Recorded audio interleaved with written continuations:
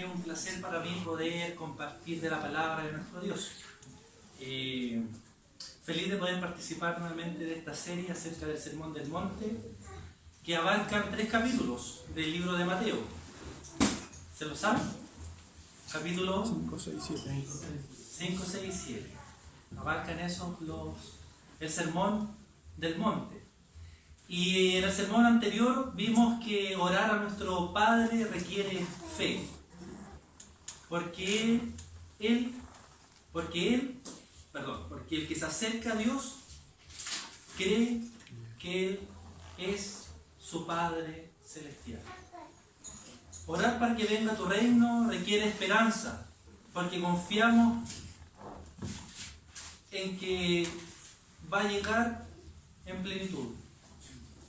Orar, hágase tu voluntad, requiere amor, porque el amor es el incentivo para obedecer toda su voluntad. Pero ahora tenemos que seguir con esta oración modelo acerca de Jesús. Vamos a leer los versículos 11 al 15, que dice así: el pan nuestro de cada día, dánoslo hoy, y perdónanos nuestras deudas como también nosotros perdonamos a nuestros deudores.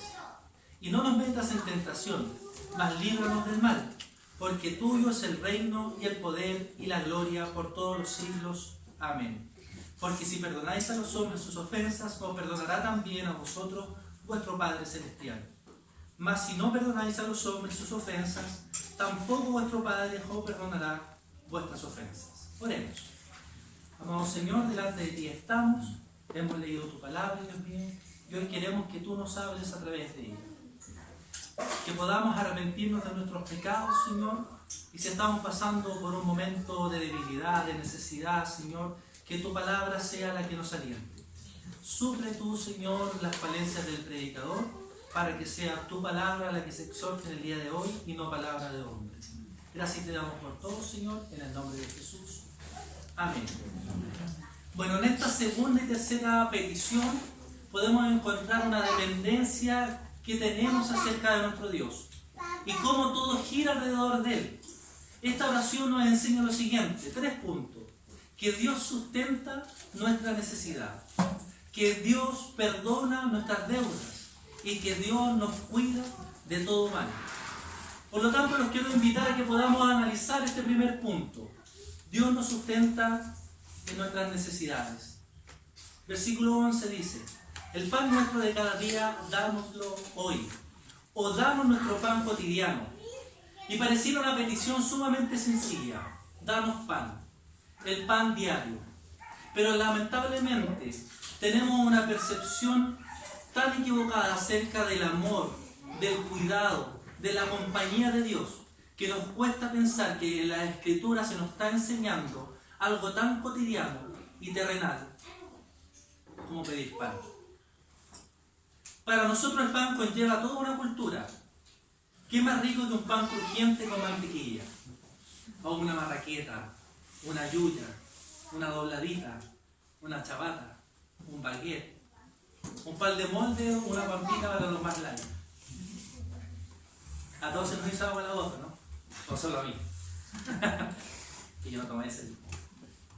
Nuestra percepción acerca de Dios nos lleva a pensar que el pan diario debe significar algo mucho más profundo que lo cotidiano de la vida. Para algunos en el pasado la petición del pan diario, la petición de lo cotidiano, significó algo mucho más espiritual. Pero ellos tenían una excusa, y era que esta petición no se había presentado antes ni en el Antiguo Testamento ni en los Evangelios. La palabra que se ocupa aquí para diario o para cotidiano no se ve en otra parte. Bueno, debido a esto, hay varias formulaciones de qué es lo que se puede significar. El pan se ha identificado con la mesa del Señor. Se cree que es la petición de tener el privilegio diario de sentarnos a la mesa del Señor y compartir de la Santa Cena, de comer este alimento espiritual que recibimos allí. También el pan se ha identificado con la palabra de Dios, como una oración por la verdadera enseñanza, la verdadera doctrina que son comida para la mente, para nuestro corazón, para todo creyente. También el pan se ha considerado la representación del mismo Jesús, ya que Jesús se llama a sí mismo el pan de vida, en Juan 6, 33 y 35. Y esta frase se ha tomado como una oración para que podamos alimentarnos diariamente de Él, que es pan vivo. También esta petición tiene un sentido puramente judío.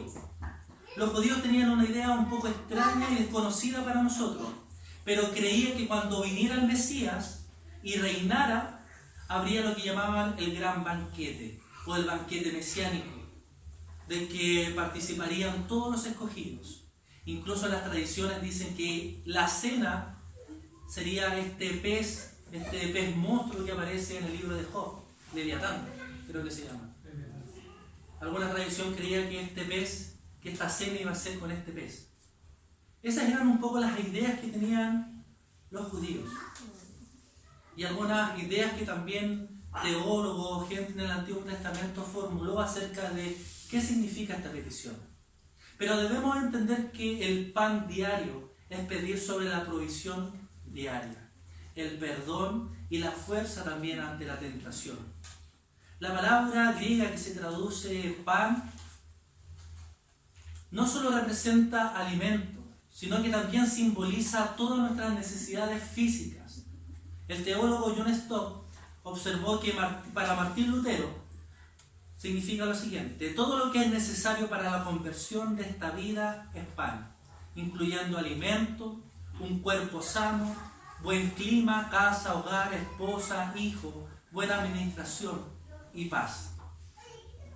Nuestro Señor se está refiriendo a las necesidades físicas, no a lujos. Se roga por el pan diario, no por la panadería. Si Dios elige bendecir a alguno de nosotros con lujos, es simplemente por su gracia, y ojalá que así sea. Y esto es muy diferente al mensaje diabólico, hermanos, de la llamada teología de la prosperidad, donde te enseñan a que prácticamente el evangelio es un negocio, que si tú entregas 10, Dios te va a responder con el 20, que si tú entregas 1, Dios te da el doble y te multiplica. Tengamos cuidado con ese mensaje. Se nos enseña en esta oración a pedir por nuestras necesidades básicas y diarias. Y ya que hemos visto entonces lo que no significa esta frase, veamos ahora lo que significa y qué principios podemos tener de esta oración, de esta petición. 1. Esto quiere decir que Dios cuida de nuestros cuerpos. Jesús lo demostró. Él pasó mucho tiempo sanando enfermedades y satisfaciendo el hambre física de los necesitados. No solo predicó, sino que predicó e iba sanando. Y a las personas que tenían hambre las alimentaba. El cristianismo aspira entonces no solo a la salvación del alma, sino a la salvación de toda la persona, de su cuerpo y de su espíritu, de una manera integral. Esta petición también nos enseña a pedir el pan nuestro de cada día, o este pan cotidiano. Nos enseña entonces a vivir el día a día, a no preocuparnos, a no estar ansiosos por nuestro futuro. ¿Se acuerdan del maná en el desierto? Éxodo 16, del 1 en adelante. Dice la siguiente: y toda la congregación de los hijos de Israel murmuró contra Moisés y Aarón en el desierto, y les decían los hijos de Israel: ojalá hubiéramos muerto por mano de Jehová en la tierra de Egipto, cuando nos sentábamos a las ollas de la carne, cuando comíamos pan hasta saciarnos, pues nos habéis sacado a este desierto para matar de hambre a toda esta multitud. Y Jehová dijo a Moisés: he aquí yo os haré llover pan del cielo, y el pueblo saldrá y recogerá diariamente la porción de un día, para que yo lo pruebe si anda en mi ley o no. Yo les proveía entonces lo que necesitaban diariamente. Cuando ellos quisieron tomar más de lo que necesitaban, ¿qué pasaba con el maná? Se podría y agusanaba. Como decía un rabino, la porción para el día, cada día. Porque el que creó el día, creó el sustento para el día. Otro rabino decía: el que posee lo que puede comer hoy y dice: ¿qué voy a comer mañana?, es un hombre de poca fe. Y otro rabino llamado Daniel Ruilan, dice tranquilidad. Esta petición nos habla de vivir con alegría y agradecimiento nuestro día a día. Ataca y rompe con nuestro estilo de desconfianza a nuestro Dios. Si Él tiene cuidado de su creación, si Él hace que los animales sobrevivan cada día porque tienen el alimento, ¿cuánto más de nosotros, hermanos? Esta petición también nos enseña el espíritu de la oración. R.C. Sproul dice así: la oración es un ejercicio de pasión, no de indiferencia. Si uno hace esta oración y luego se sienta tranquilamente a esperar que el pan caiga del cielo en las manos, seguro vamos a morir de hambre. No caerá en nuestras manos, hermanos. Ya no cae maná. Nos recuerda entonces que la oración y el trabajo van de la mano, y que cuando oramos también debemos trabajar para hacer que nuestras oraciones se hagan realidad. Es verdad que la semilla y las bondades vienen de Dios, pero también es verdad que tenemos la obligación de cultivarla. No esperes señales para hacer algo, muévete. No esperes un sueño, muévete. No esperes que alguien te diga lo que tienes que hacer, muévete. Esta petición nos enseña a pedir comunitariamente. No es dame mi pan, es danos nuestro pan cotidiano, nuestro pan diario. El problema del mundo no es que no haya para todos. Hay bastante para dar y para tomar, pero no lo hacemos. ¿Sabes cuánta comida se desperdicia en Chile? 1.300 millones de toneladas anuales. Comida que botan a la basura, comida que se desperdicia. El problema no está en la provisión de las cosas esenciales de la vida, sino en la distribución que hacemos de ella. Esta oración nos enseña a no ser nunca egoístas en nuestras oraciones. A lo mejor nosotros nos acostamos tranquilos cada noche, pero no sabemos cuál es la realidad de nuestra propia comunidad. A lo mejor más de algunos de aquí de los presentes o de otras iglesias han acostado con su estómago vacío. Si nosotros no sabemos que un hermano nuestro está pasando por esta dificultad, hermanos, no hemos hecho bien nuestro trabajo. No estamos siendo comunidad, estamos velando por nosotros mismos. Los discípulos de Cristo deben pedir pan, no lujos. Proverbios 38 y 9 dice: no me des pobreza ni riqueza, manténme del pan necesario, no sea que me sacie y te niegue y diga ¿quién es Jehová? O que siendo pobre hurte y blasfeme el nombre de mi Dios. Tengamos esa oración presente en nuestras vidas. Que Dios nos dé lo que realmente es necesario para nuestra vida, para nuestro día a día. La instrucción de Jesús y nuestras peticiones en esta oración son válidas solo porque Dios ha prometido mantener a su pueblo. Podemos orar con confianza porque Dios ha prometido suplir abundantemente a nosotros, su iglesia. Confiemos en el Señor, confiemos en que Él tiene cuidado de nuestras vidas, que Él se preocupa de nuestras necesidades. Confiemos. Los desafío a que confiemos en el Señor. Y que también debemos saber que Él es el que perdona nuestras deudas. Versículos 12 y 14. Y perdónanos nuestras deudas como también nosotros perdonamos a nuestros deudores. Porque si perdonáis a los hombres sus ofensas, os perdonará también a vosotros vuestro Padre Celestial. Mas si no perdonáis a los hombres sus ofensas, tampoco vuestro Padre os perdonará vuestras ofensas. Esta petición es una consecuencia de una conciencia que sabe que ha pecado, que reconoce la profundidad de sus errores. Pero lamentablemente, el pecado no es una palabra popular hoy en día. Es una palabra que está llena de liviandad y simplicidad. Cuando uno piensa en un pecador, se le viene a la imagen un ladrón, un borracho, un asesino, un adúltero. Pero no se nos viene a la mente una conciencia lujuriosa, una actitud de desconfianza a nuestro Dios, un carácter iracundo, etc. Para tener entonces un panorama completo del Nuevo Testamento, este ocupa 5 palabras para referirse al pecado. La palabra más corriente es amartía, que quiere decir no dar en el blanco.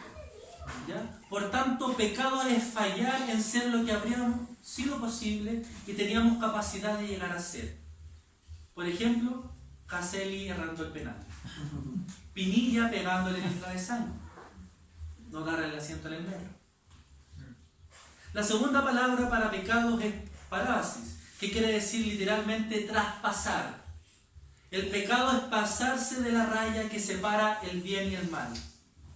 Creo, hermanos, que nadie de nosotros estaría dispuesto a tener una máquina que pudiera revelar nuestros pensamientos y actos más profundos.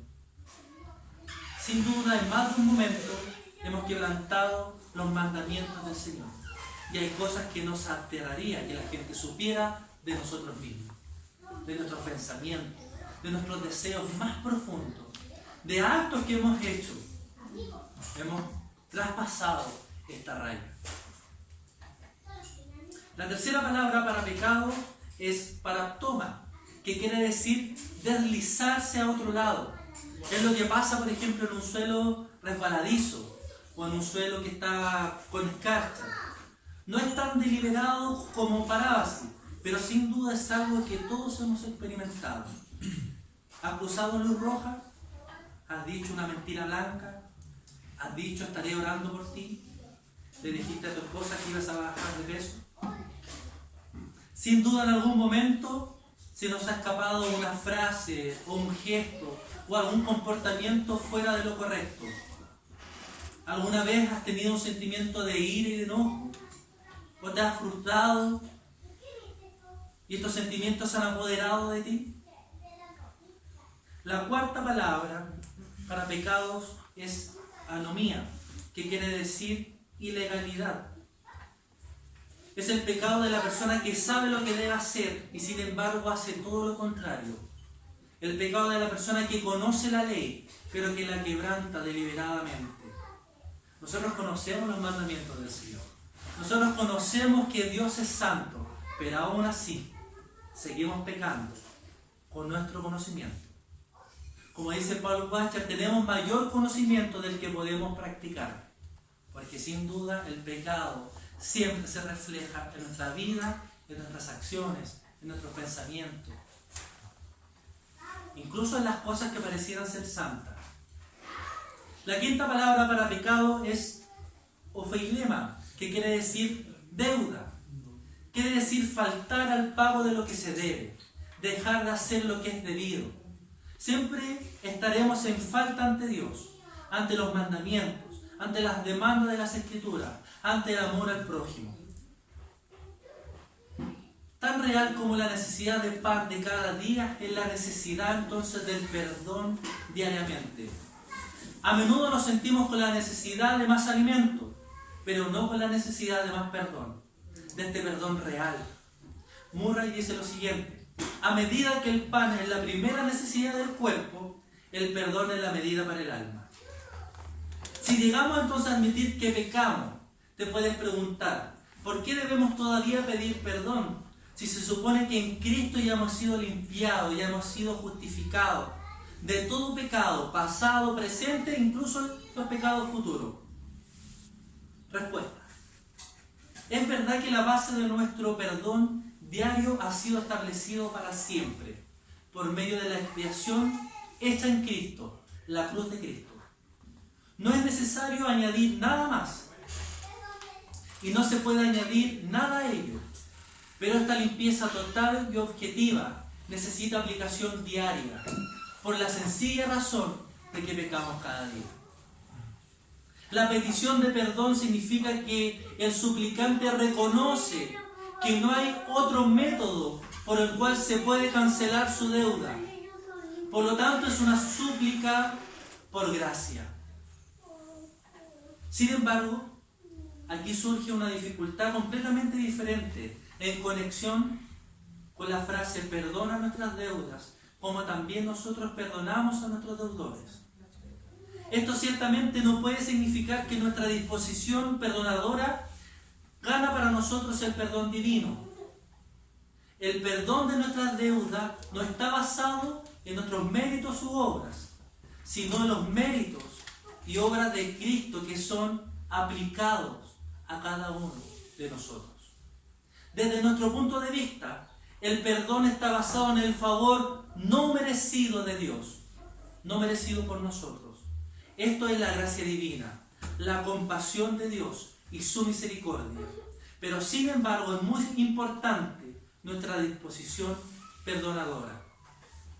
Busquemos el perdón, que haya perdón cristiano en nuestras vidas. Veamos 3 cosas necesarias. Debemos aprender a comprender.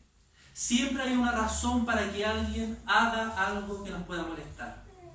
Si está antipático o descortés, o de mal genio, a lo mejor es porque está preocupado o angustiado.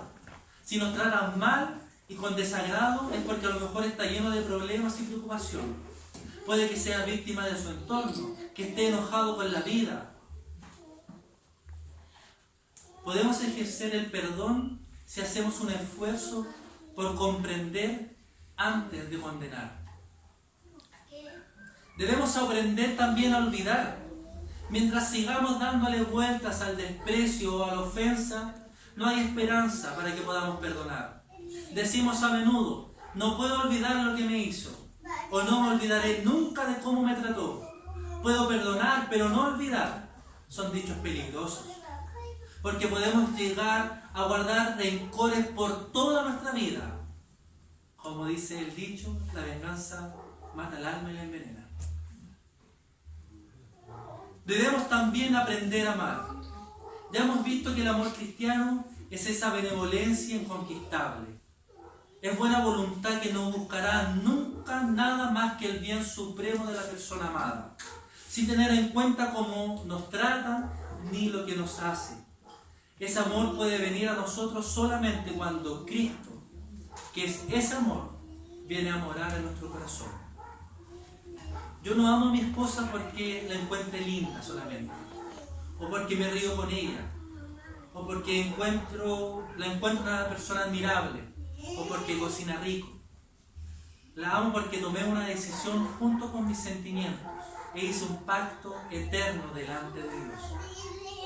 Y este pacto significa amar incondicionalmente, tener gracia y tener misericordia.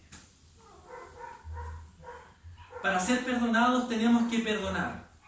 Y esa es una condición que solo el poder de Cristo nos puede ayudar a cumplir. Debemos perdonar porque así Dios lo ordena. La venganza es de Él y no de nosotros. Debemos perdonar porque debemos seguir el ejemplo de Cristo. Debemos perdonar porque no podemos ser perdonados a menos que perdonemos. Debemos perdonar porque quien nos injurió necesita nuestra compasión y nuestro amor. Le debemos este amor porque Dios nos demanda perdonar y amar a nuestros enemigos. Debemos perdonar porque guardar un rencor y planear una venganza no solo es malo, sino que también es necio, porque nos priva de la fortaleza que necesitamos para el servicio de Dios. Nunca podremos servir a Dios tranquilamente, con alegría, con gozo, si existe algo en nuestro corazón que nos limita a hacerlo. Los desafío entonces a que perdonen. No es fácil, no lo estoy diciendo, pero la Escritura nos demanda y nos enseña a perdonar. Sé que hay heridas que han durado años. A lo mejor alguno de ustedes está pasando por algo y ha tenido que crecer y han avanzado los años y no ha podido perdonar. Busque del Señor. Perdonar a los demás no impartirá paz al corazón y de la mente. Esa paz que sobrepasa todo entendimiento. Así y solamente así Dios será glorificado en nuestras vidas. Lo que deberá ser nuestra meta en todo lo que hacemos. Dios sustenta entonces nuestra necesidad. Dios perdona nuestras deudas. Y Dios nos cuida de todo mal. Versículo 13. Y no nos metas en tentación, mas líbranos del mal, porque tuyo es el reino y el poder y la gloria por todos los siglos. Amén. Donde quiera que miremos nos enfrentamos a esta cultura predominante en este mundo perdido. Sumado a esto nuestro propio pecado y Satanás atacan continuamente nuestra fe. Sabiendo esto, entonces debemos orar: no nos metas en tentación, mas líbranos del mal. Podemos preguntar aquí, ¿a qué se está refiriendo? ¿A la tentación o a la prueba? Rápidamente la interpretación parece bastante simple. Le pedimos a Dios que nos proteja para que no nos metamos en problemas. Pero examinando más de cerca, este pedido no es tan sencillo, ya que la palabra que se ocupa para tentación es una palabra neutra en su original. No tiene una connotación necesariamente con algo bueno o con algo malo, como lo hace la palabra en español. Cuando nosotros escuchamos la palabra tentación, siempre es inducir al mal. En el Antiguo Testamento Dios probó la lealtad de Abraham, demandándole el sacrificio de su hijo Isaac. Está claro que aquí la palabra tentar no quiere decir que Dios trató de inducir a Abraham al pecado. Quiere decir que más bien pone a prueba su lealtad y su obediencia. En la tentación de Jesús vemos que empieza así. Entonces Jesús fue llevado por el Espíritu al desierto para ser tentado por el diablo. Mateo 4:1. Si tomamos aquí la palabra tentar en el sentido de inducir al pecado, hacemos al Espíritu Santo un cómplice en obligar a Jesús a pecar. La santidad y bondad de Dios no permiten que Él guíe a nadie a cometer algún pecado. Santiago dice lo siguiente: nadie diga cuando sea tentado, soy tentado por Dios, porque Dios no es tentado por el mal, y Él no tienta a nadie. Pero sin embargo, los versículos previos dice así: hermanos míos, tened por sumo gozo cuando os encontréis en diversas pruebas, sabiendo que la prueba de vuestra fe produce paciencia. Santiago nos dice que deberíamos regocijarnos cuando nos encontremos con pruebas y no tratemos de evitarlas. Entonces, ¿por qué debemos orar? No nos metas en tentación. Todos deseamos evitar el peligro y el problema que crea el pecado. Por lo tanto, esta petición es la expresión del alma redimida que desprecia y teme tanto al pecado que quiere escapar de toda posibilidad de caer en él, escogiendo evitar en vez de ser derrotado por la tentación. Si sabemos de dónde viene el ataque del pecado, tendremos más posibilidad de vencer. Por eso muchas veces la tentación nos lleva fuera de nosotros. Hay personas que son mala influencia para nuestras vidas, otras cuya compañía te lleva siempre a lo malo y a lo deshonesto. Las tentaciones también pueden venir de aquellas personas que nos aman, y esas son las tentaciones más difíciles de resistir. Vienen de personas que nos quieren, que quieren lo bueno para nuestras vidas y que no tienen una intención de hacernos daños. Y a veces nos dan un consejo, pero es un consejo fuera de la que la Escritura nos enseña. Es un consejo sentimental, a lo mejor. Cuidado ahí, hermano. La tentación también puede venir al tratar de agradar a nuestra cultura. Casi todos nosotros tenemos una extraña manía que, por lo menos en cierta compañía, nos hace ser otra persona. Nos mueve a parecer peores de lo que somos. No queremos parecer blandos ni fomes. Los jóvenes sobre todo enfrentan este problema con sus compañeros. Agustín tiene un pasaje famoso en sus confesiones que dice así: entre mis iguales me daba vergüenza ser menos desvergonzados que otros, cuando los oía presumir de sus maldades. Y yo me complacía, no solo en el placer de la acción, sino en la alabanza. Me presentaba peor de lo que era, para no ser menos. y si en algo había pecado, como los demás pervertidos, decía que había hecho lo que no había hecho, para que no se burlaran de mí. A veces queremos complacer a la cultura y nos reímos con ese chiste de doble sentido.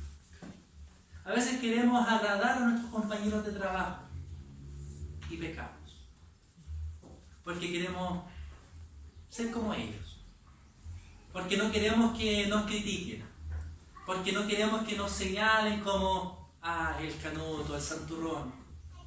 Hermano, la Escritura nos enseña que debemos buscar la santidad y la piedad, y que por esta búsqueda de la santidad y la piedad nos van a despreciar. El mundo que nos rodea, nuestra familia, incluso en nuestra propia casa. La tentación viene de nuestro interior también. Si no hubiera nada en nosotros, en cualquiera de nosotros hay un punto débil. Y ese punto, y es a ese punto al que la tentación lanza su ataque. El punto vulnerable es distinto en todas las personas. Lo que es una tentación rabiosa para uno no le afecta a lo mejor al otro. La política, el fútbol, el dinero, la fama, el éxito, la iglesia, la religión, etc. En todas personas hay un punto débil que si no se tiene cuidado puede acabar con ella. En algún lugar de nuestra persona hay una grieta en nuestra santidad. Algún instinto o pasión tan fuerte que puede que en cualquier momento explotemos y pequemos. Algún detalle de nuestra naturaleza que hace que lo que es un placer para otro sea una amenaza para nosotros. Deberíamos darnos cuenta de esto y no bajar la guardia. Cada uno de nosotros sabe cuál es nuestro punto débil. No nos hagamos los locos con este punto débil. No lo sepultemos. Trabajemos con él.